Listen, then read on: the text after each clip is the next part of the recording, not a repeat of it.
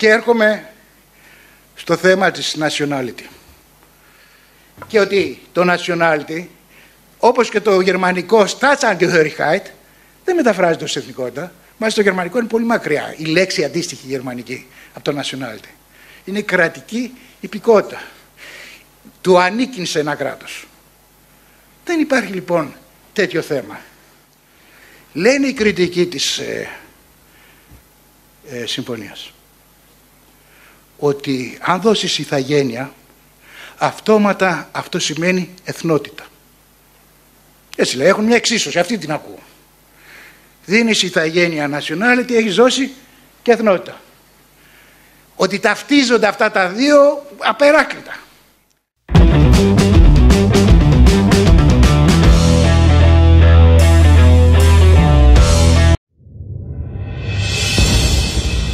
Οι Μακεδόνες μέσα στη διαδρομή της ιστορίας έτσι ένιωσαν, έτσι πλάστηκαν. Σου και το βέτο. Διαδικασία εθνογέννησης.